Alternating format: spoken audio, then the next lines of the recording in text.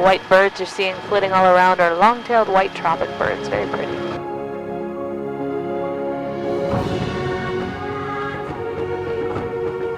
Down to our right is Kalalau Beach. That is the end of the line on the world-famous Kalalau Trail. It makes its way for 11 miles along the coastline to our right. We're going to come offshore a little bit and then turn back around so everybody can get a nice photo op of those beaches.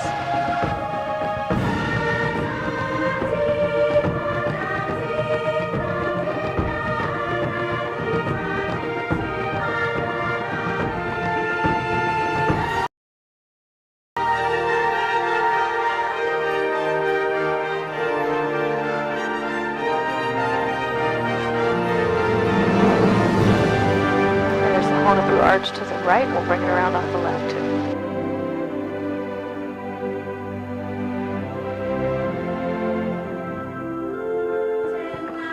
Alright, Jeff and Tam are coming out your side for the Honopu Arch and Kalalau.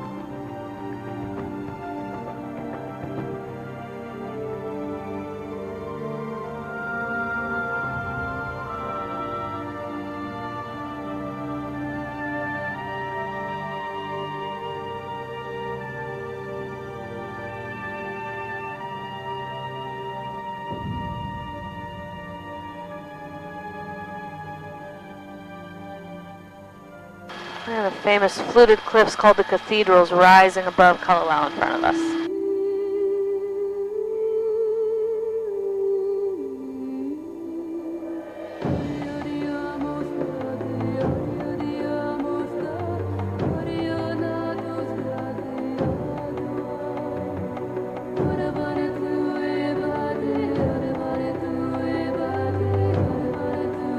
The valley we're crossing over in front of us is Kalalau Valley. Hundreds of years ago, this valley was home to about 5,000 Kauaians. It was all farmland at that time. These days there's about 35 hippies that live down there full-time, completely off the grid. And I'm told they still do a little bit of farming, but a slightly different sort.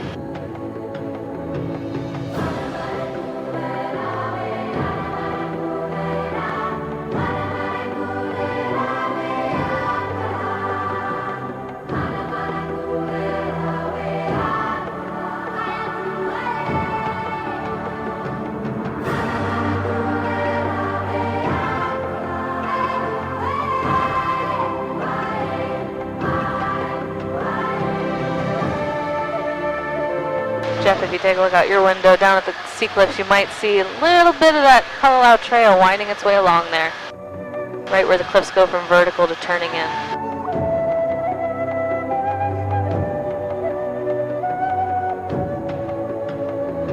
There's a part of the trail that runs along these rocky cliffs to our front left there. It's a very treacherous part known as Crawler's Ledge. It's about a mile long and only 8 inches wide. I was hiking through here with my boyfriend last summer, and we got right to the middle of Crawler's Ledge. He discovered he's terrified of heights.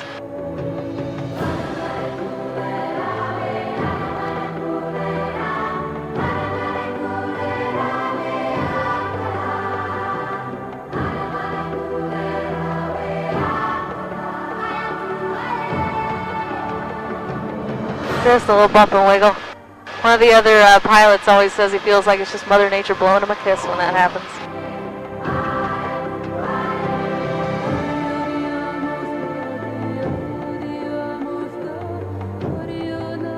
The pointy peaks directly ahead, that's Makana Mountain. It was featured in the movie South Pacific, and ever since then it's been more popularly known as Valley High. Down at the bottom of Valley High you can see a beach right on the point. That's KA Beach, the end of the road driving around the north side of the island. It's also the trailhead for Kalalau.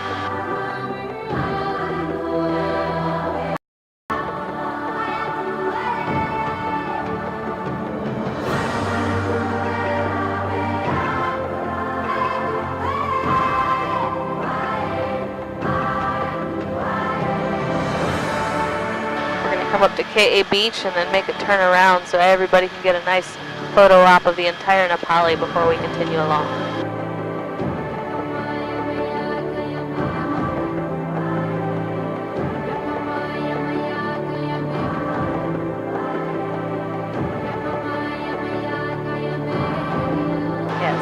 Kalalau off to the right there you're seeing. First couple miles. You can actually hike those first 2 miles without a permit. Takes you to Hanakapiai Beach. It's that first beach down there to the right. You'll get a better view of that as we come around in a second. And then it's another 2-mile hike from Hanakapiai Beach up into the valley to a beautiful waterfall.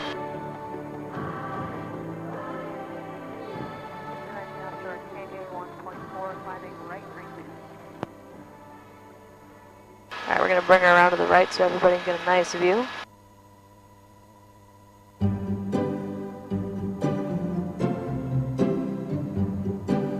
So KA directly to our front with valley high above.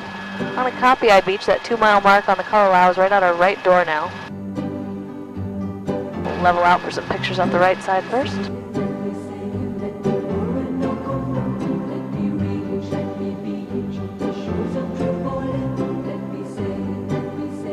Jeff and Tamara, that's KA down to your left.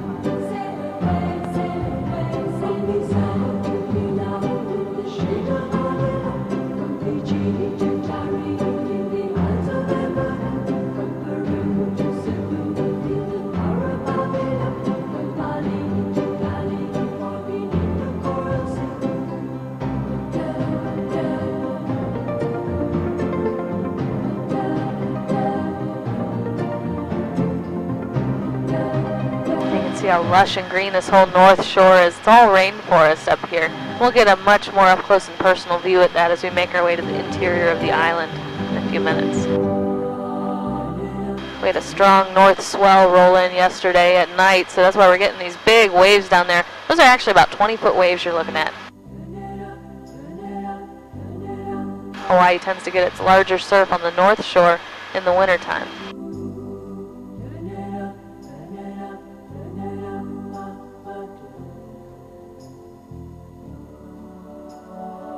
The crescent-shaped surf break to our front right there is Tunnels Reef. If you've seen the movie Soul Surfer, or if you're familiar with Bethany Hamilton, she's a professional surfer. She famously lost her right arm to a tiger shark. It's right down there at Tunnels Reef. They also featured that reef in the movie for the attack scene. That's actually a very rare occurrence here on the island. It's normally a wonderful place to surf. Although with waves like that, I will be staying on the beach.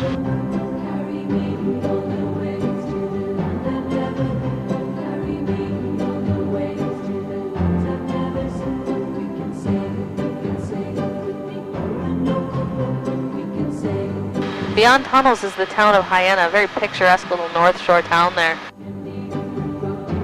It's home year-round to Pierce Brosnan, and also Julia Roberts maintains a home there.